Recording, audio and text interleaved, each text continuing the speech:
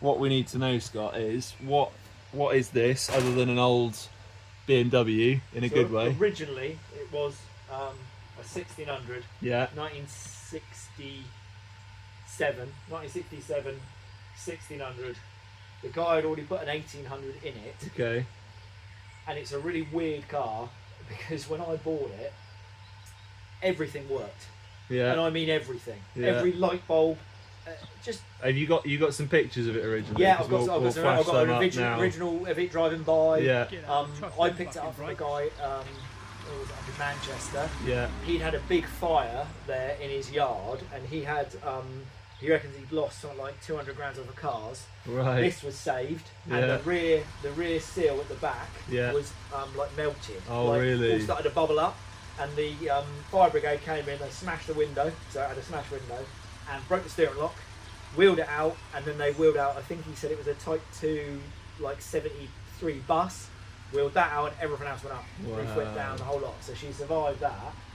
But I That's think good of the fire brigade to care enough. the fire brigade were like, we'll save whatever we can for you. Apparently, you know, because it was like also his risking business. their lives. And he's like, well, to wheel a couple cars. I suppose out. to them, it's more fuel tanks and it more problems. So he's like, whatever we can. Yeah. Are you looking for one when you? So I was looking for one actively. Yeah. So I've got a 4.4 litre V8 out of an M3, an E92 M3. Yeah.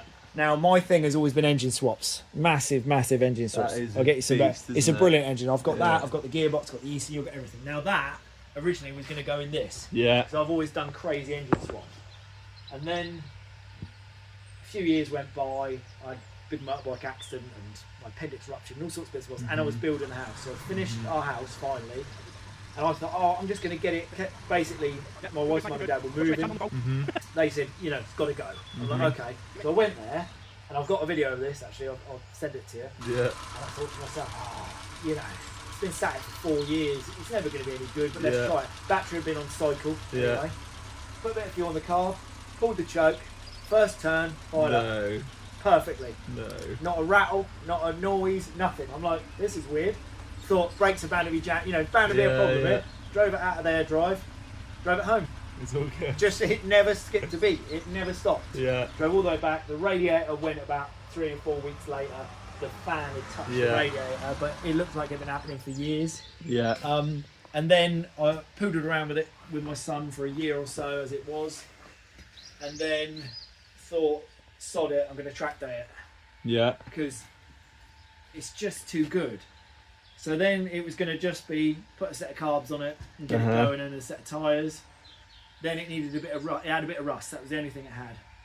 So I actually gave it to someone to do the rust. He did the rust. While it was in there, I thought, oh, let's paint it matte.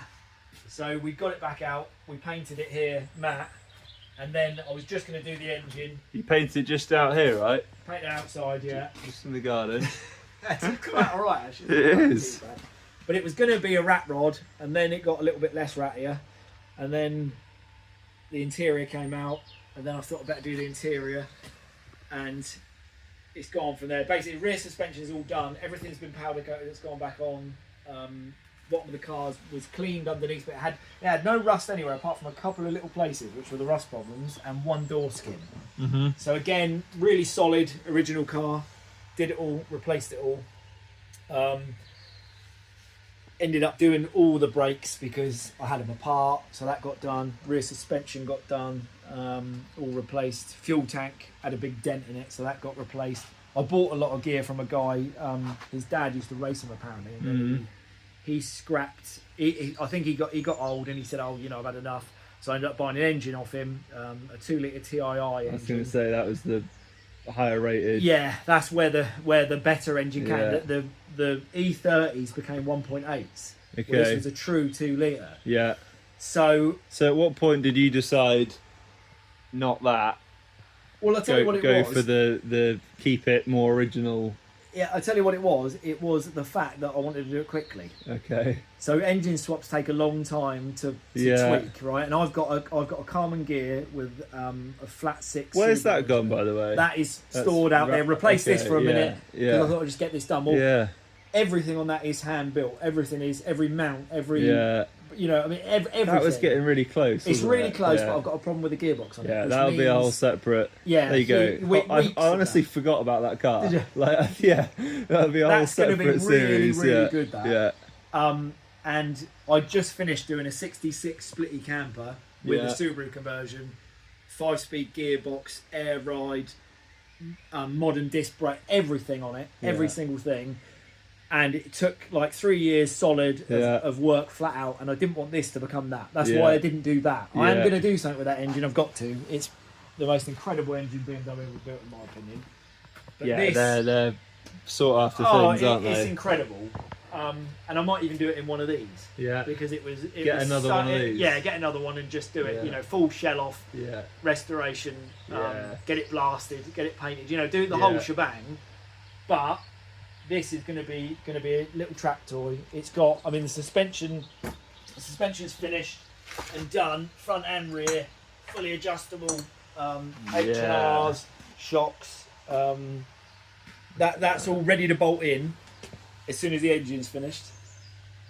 The engine is pretty much there, really.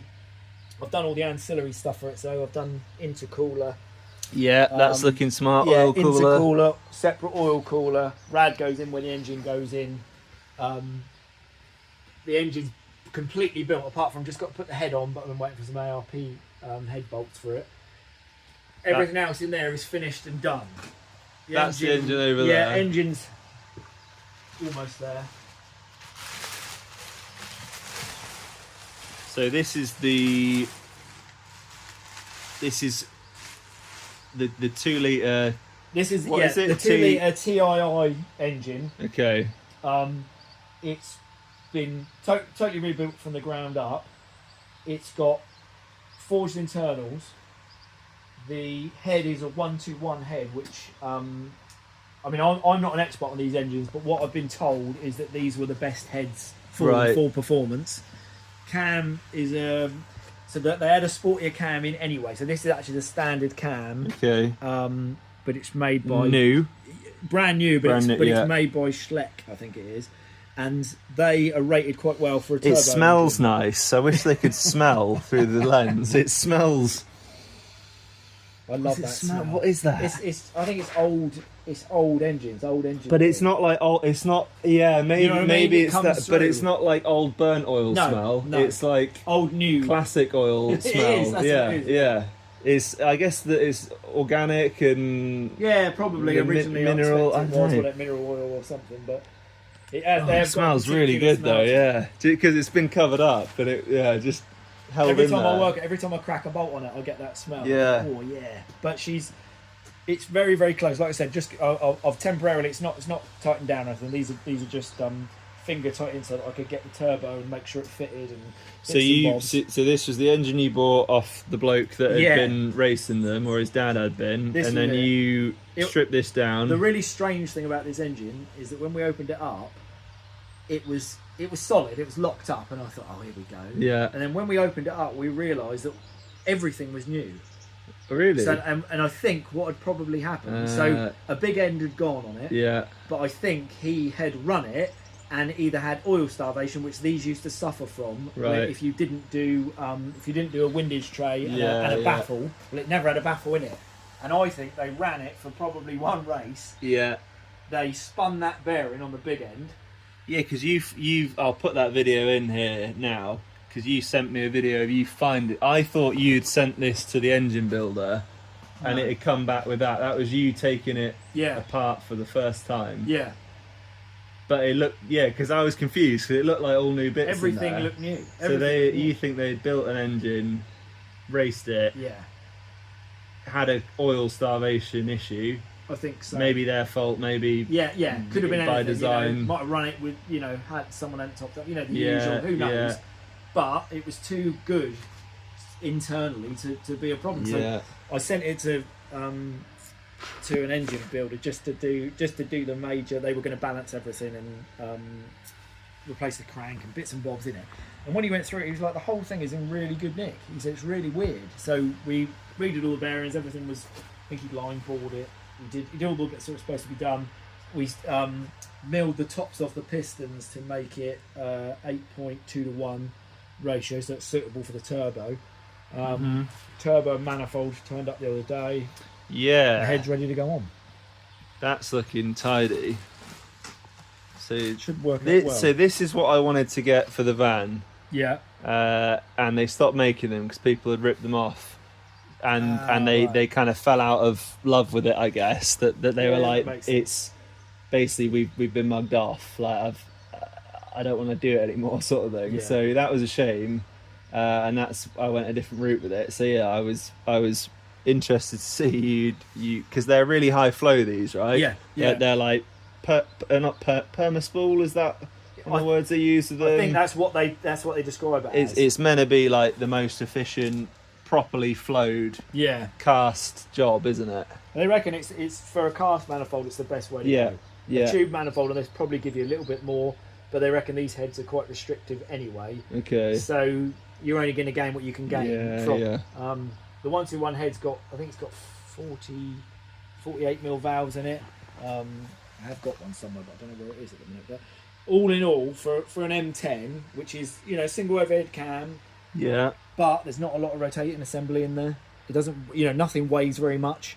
It looks to me like we should be on for 300 horsepower. Yeah. Like sensibly. Yeah. Do you know what I mean? Comfortable. And in a little 2002 like that weighs nothing. Yeah. Wide track. Yeah. It should be brilliant. It should be rear wheel drive. What do you predict that will weigh? I think can't be much over a ton. No, I was going to say I think it's like maybe slightly over. Yeah. Do you know what I mean? By the time you've got, there's a bigger diff going to go in it eventually. I'm just waiting. Okay. That weighs a little bit more. Do you know what I mean? They add up those bits. Yeah. But everything on it is lightweight anyway. It's just how they were. They were lightweight cars, but I did. Really they weren't made to crumple and have impact protection and unnecessary stuff, were they? No, none of that. Electronics was minimal. They even got heated electric seats in them. So you think 1,000 kilo, 300 horsepower, 300 horsepower ish. Rear wheel drive, 5-speed gearbox going. 5-speed gearbox. That's outside. No electronics. Well, it's got mega. So I've got mega square ECU, which I've done before on a couple of different cars. Yeah. I've actually done micro squirt on this because I didn't want to go to town on. Do you know what I mean? Every last bit, which is what I've done before. I've had rev lights and shift lights. And, you know what I mean? Done everything. I didn't want to do that with someone. It's simple. So I've got some simple gauges going in. Boost pressures taken care of. Boost controls taken care of by innovative 50mm gauge. Yeah. And that will take care of. So that has multiple. Yeah, that can take multiple inputs. Yeah. So I'm going to use that as my boost pressure, and then that just communicates. You got it to hand? I think it's in the car actually. It's already mounted. This one is. Yeah, that's not the one. So it's micro squirt. Micro squirt ECU. By Trigger Wheels. Yeah. Triggerwheels.com, that is. That came off a guy on eBay. Oh. That made it actually. And I was gonna plasma cut our own, but it was just. We'd already done it and it was 40 quid and I thought I would go with it. So I've done that and mounted it onto the original. Nice. It's about 9 degrees out before TDC. How careful did you have to get that centered so it doesn't have sort of like... Yeah, you don't want any wobble on it. Yeah. So yeah, I spent a bit of time making that and then this is the bracket that holds the... Is that like a Hall effect? Yeah. Sensor job? Yeah, and then that sits just on the side and then... I've remarked it, so I've actually got a TDC mark on it because the TDC marks on these engines used to go from the flywheel. Right. You had to look through a hole at the top of the engine. Yeah, it's a pain in the arse. Yeah, who came up with that idea? So I've remarked it on here so I can set it up as well. But it's come out fine. I mean, this wasn't the best pulley wheel, but when it was at the machine shop, they put they sleeved it. And he said, all in all, it's dead true. So I thought, well, let's go with what we've got because it is the right one. Why not? But yes, a touch thin. Save a few quid. But that should work. Should work okay. And then the gauge, you said that's in already. Yeah, the gauge, both gauges are in. There's a little can gauge in there.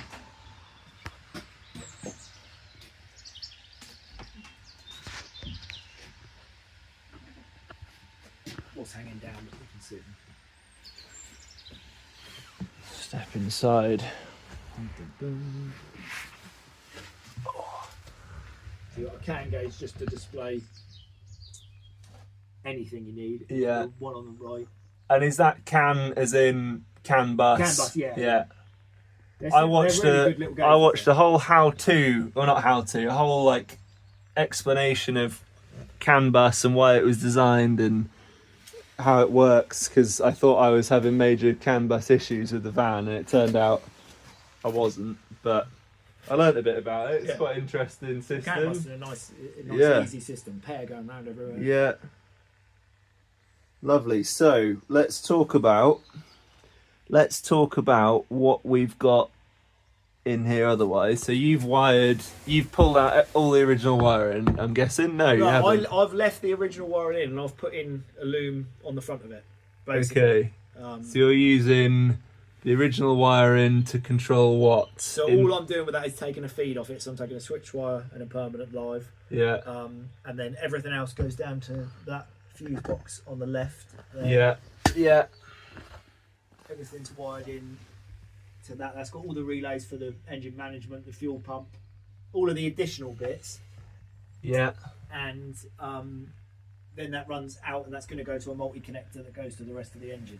So everything in there, any issue with the engine should just all be in there. The new, I have put like isolator switches because I'm going to track that. I've isolated switched everything. Yeah. So I've done the oil cooler fan and the, you know what I mean, everything individually. Even I ended up putting a vacuum pump on it for the servo. Yeah. So that should give us a nice vacuum rather than I had trouble with the camper. Mm-hmm. It never quite built enough vacuum, and when it did, the brakes would be amazing. Yeah. And then they'd be a bit stodgy when it didn't. Yeah. So because this is going to be track dayed, spend most of its time on boost. Yeah. So I'm not going to get hardly any vacuum. So I thought, well, you know, best to be I'll put everything through isolator switches. So if we get any trouble, bang them off, and then you know it's relatively safe. I've got an isolator switch in the the boots. Isolator switch in The the back. boots looking sharp. Yeah, the boot's pretty much there really. A couple of little bits. We made a couple of tie rods and some bits and So this is all you. Yeah. They didn't have anything bracing wise that in them. No braces at all. And there's not a product out there like that. I think there probably is, but some of the older stuff's got so expensive now. Yeah. I always look at it and think, well, I can probably make it. You can make it, yeah.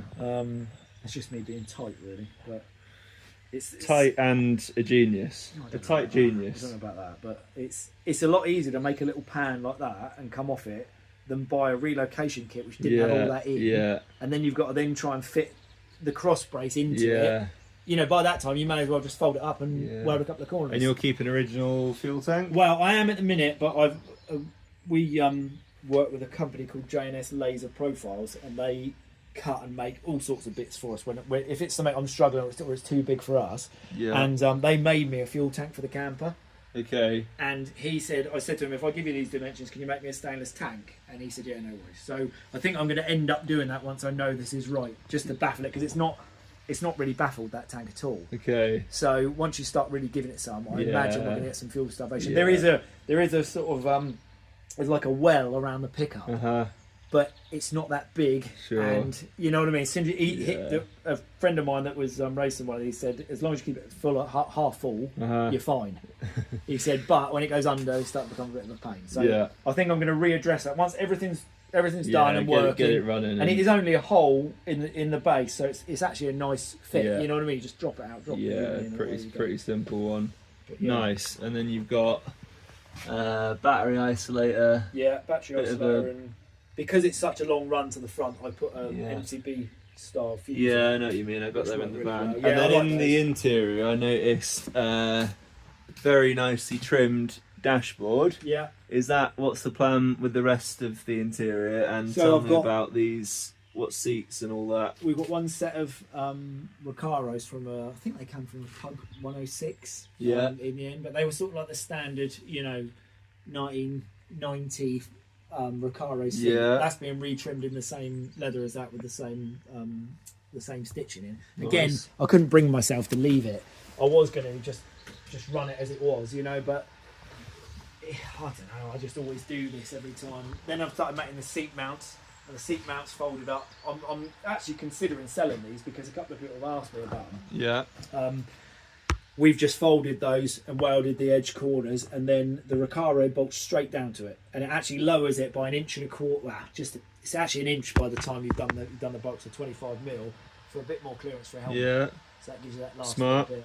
And they would fit multiple different seats, or are they really just made they for could that? do. I mean, basically, what I was thinking is I could supply them like that. Because there's not many holes drilled in there, is there? No, but you could easily leave them blank. Yeah. Do the main bolt Yeah. fixing holes, leave them blank, and then someone can fit whatever seats they want on these. The actual original seats, they fit really well and they work brilliantly, but they're unbolstered quite a bit. Yeah. And this gives you that extra bit of headroom. I think you might want some bolstering with Just a bit. 300 horse, rear wheel drive, 1,000 kilos, Should be brilliant fun. wide track. Oh yeah, so wheels. Wheels wise at the moment. You had these on the Mini, yeah, did these you were not? on my diesel Mini that we've been running. I'm picking up these from a dodgy garage in Southampton. But they're doing the job. All I'm doing at the moment is mocking it up with those. Now they've got So these is the same stud pattern as. same stud pattern, That's nuts, isn't same it? same everything. So what I'm hoping is that I can That's still so run the German, Mini. isn't it? Yeah, 100%. For 50 Keep years, it all the same. that's amazing. But what I'm hoping is that I can run these. These Nankangs are ridiculous. AR1s. It's just like a cheat code for grip. It's the most. They've got a nice profile to them. They're absolutely brilliant. So what I'm Yeah. hoping is that I'm trying to get another set of these wheels. I need the front suspension on, and I'm waiting on the brake kit. Right. Yeah. Once that goes on, I can mock them and make sure they fit, because it looks like I need about 94 mil to clear that, Yeah. and I've got 100 because Okay. they're zero offset and Yeah. they're 8-inch wheels. Right? Yeah. Well, if with the camber on it clears fine, Yeah. then I'm just going to buy another set of these Yeah. and put another set of Yeah. AR1s on them, and Yeah. then that way I can run them between both cars. Yeah. And I'll That's probably ideal. buy another set because they're so cheap. Those ones. Yeah. They're MX5 Yeah. rims, you know what I mean? So they're dirt cheap. And if the tyres all fit, I can then put my wets onto another set, Yeah. and I don't need to worry about having different stuff. Yeah. Yeah. You know, it's just a pain in the ass. That's whereas ideal. That's what I'm hoping. So I'm waiting in the middle. I'm chomping at the bit to buy the last set. I really would like. I mean, I actually really like these wheels. I think they're brilliant. I really like They're them. solid. Yeah. Do you know what I mean? What do they look call good. them? Oh, they're There is a road name. surf. There is a name. You can find that out. Yeah. They've got a specific name. We'll insert. They seem to be everywhere. Someone can comment what the name is. Yeah. How about that? One of our Someone our actually, 2 followers. someone actually engaged with our videos. Look how cool this is. We've got so many cool things going on. We just want to share it with the world. Bring some happy garage time to the internet. So I think just maybe finish off telling me what we've got going in here, because this is all very, very pleasing to the eye. Most of it in here is sort of just upgraded standard. It's not, you know what I mean? We've Yeah. I've put in, redone all the brake lines and bits and bobs. They Yeah. originally had twin servos in. Yeah. I ended up with 2 sets of servos, and they were all needed rebuilding, and they want Mm-hmm. ridiculous money to rebuild them. So, in the end, this is the same twin that I used on the camper to get it to have a servo, and it just lent itself to fit in there really, really well. So, I think that was vintage engineering. I think that was in the end. I've done that. I've redone all the existing wiring, but I've left it as it was. So I've cleaned all the terminals, done all those bits, and then I've just put my loom in front of it, basically. Okay. So if I get any problems on my side, I know what it is. Yeah. On the original stuff, it was so reliable. There's hardly any cables. Yeah. Really. Do you know what I mean? There's a Yeah. couple of relays which do the dip beam and main beam. There's not a lot else. Simple. I've done. So you removed everything that's copper. That you just binned all of it. Yeah. And then Binned it and remade those lines. painted it, and then you've bolted up either the original stuff, cleaned Yeah. up, or you've Or we've remade something. added on similar. new bits to suit. So what would it have had here originally? So originally it's very similar to this, except it had one reservoir for the clutch Yeah. and for the front and rear. Okay, So all yeah. I've done is put these are ones that I had actually, and I've just piped them in separately. So you've got separate. It just gives you a bit more safety. Yeah, At least you can see okay. if you've got a leak or you've got a problem, it's happening to the rear circuit. you Yeah. know, rather than look round, you've got no brake fluid. Yeah. You know? rebuilt the master cylinder. On So both that's rebuilt. That's yeah. original. They're all original. Yeah. That was actually like an aftermarket version because I couldn't get one anywhere for some reason. I don't know why. Every time I looked, the part number was wrong or it was slightly wrong or something. So I went with that. But it's only the clutch master cylinder anyway, and it's only got what's it got? You know. You're not going to kill us on the Nürburgring if that goes. Hopefully not. So yeah, I think that leads us in nicely to what's the plan? You're obviously you're gonna get engine finished building. Engine finished. Slot that in. Yeah, suspension and that in. By that time, the interior should be suspension, back. brakes. Yeah. Interior back. Bolt that in. Everything. I've had it running on the 1600 engine with the fuel tank and all the bits and bobs. So everything up to this point is all good. Yeah. It's just a bit more wiring, engine finished, and then tuning and setting up, which I'm not sure where to go if I can get anyone. I mean, I can tune it roughly. I would like to take it to a dyno, but finding someone that wants to do a classic with a it's tricky. It's tricky. I might even end up having to rent some time and do it ourselves. You know. Yeah, I wonder. I mean, I know you got Surrey Rolling Road. That's why I think I'm taking the van to be done by Bobby Singh, who I know he's popular in the VW world. I don't know what he does outside of that, but I'm pretty sure he uses Surrey Rolling. Or he'll know, because that's less than an hour up the road, isn't it? Yeah. So yeah, I'll ask there. So get it together, get it tuned. How long? What's that? A few months work still? To be honest, I'm waiting on the brake kit for this, which has held me up, and I've been waiting on these ARP studs. Well, once they're on, that lot can go in. So that gets put onto the subframe. The subframe gets dropped in. Yeah. That's everything back together, right? So then I can mess about with the wiring. I'm hoping I'd like it to be like the next 4 to 6 weeks, but it only seems to take one part, especially with older stuff. And people just don't turn up with them. You just can't find them. They just, I don't know, it's getting harder and harder to get parts. The part numbers of these don't always seem to comply with, what you're ordering. I've had enough of part numbers, the wrong things coming. That's just a slightly different variation. I know it's getting older now, but it's still VW don't supply parts for that anymore. Like generic stuff that fits later models, but I wanted like auxiliary belt. It's too old. I wanted it for the 2008 one, for the donor, for the aircon. Nah, we don't support that anymore. How many vehicles are on the road for an auxiliary belt? Like just an off-the-shelf. None of this makes any sense to me, because why? Volkswagen, I did Volkswagens for years, all my life since I was like 16. My first car was a Beetle. Right. And Volkswagen were always, they wanted to help people keep their heritage going. It's the whole name of the company, isn't it? Exactly, the people's car. And now it's all become... Well, it's luxury German now. It's luxury German, but also now they're fitting Ford parts. It's enough to make me get rid of a transporter. Yeah. I won't buy another new one. Yeah. No, well, my plan with mine is keep it forever, because that I think that was like pinnacle of. They just started getting cheaper. Like yours is lovely, but I think 100%. They actually started. The longevity wasn't as important on the later models. I had a 6.1.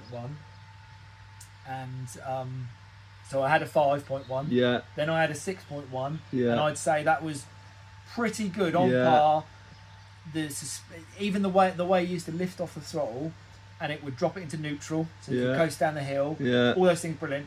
Then I got this. Yeah. And as soon as I drove it, I thought, this doesn't feel as good. They've taken away all the little comforts, all the nice bits, even the footrest where your foot used to go. It's not there anymore. It's silly, isn't it? Over silly little things. So. Definitely not right. Right, back to Beamer. Last bit. What's the plan? So it's going to get built and be running and tuned in the next, what do we say, couple of months? Yeah. And then couple of months should be done. What's the plan after that? And then, depending on timing, it's either going to go straight to the Nürburgring with us. When's that? June. Late June. Yeah, the weekend June. For my birthday. That. Yeah. And if I can, I'll get another track day in on it beforehand. Yeah. So if everything goes all right, then it'll definitely be running the ring this year. That's my real plan. Yeah. What's that? Wrong, a couple days. Yeah. It's a BMW either way. BMW Mini. Yeah. Yeah. And what is it? A couple days on the ring. Yeah. What do you estimate? Like a few sessions or? Well, as many as I can. I need to see what reliability is like. Keep going until something goes wrong. I'm taking the trailer. Or you're knackered. Yeah, because if she dies, then she dies. Yeah. No big deal. I've got another engine that I've just bought, second-hand engine, which is going to the engine builders. Yeah. Just so it's ready to Just in case that can go in the back of the van. Well, I am thinking about that. It could be a late night. It might be a full engine swap outside the front. So we'll bring some jacks and tools. Yeah, exactly. And then so this will go on a trailer being towed by your van. Maybe hopefully. my van. That'd be fun, wouldn't it? Both the vehicle, the two main vehicles from the channel. But there's a lot of risk involved here.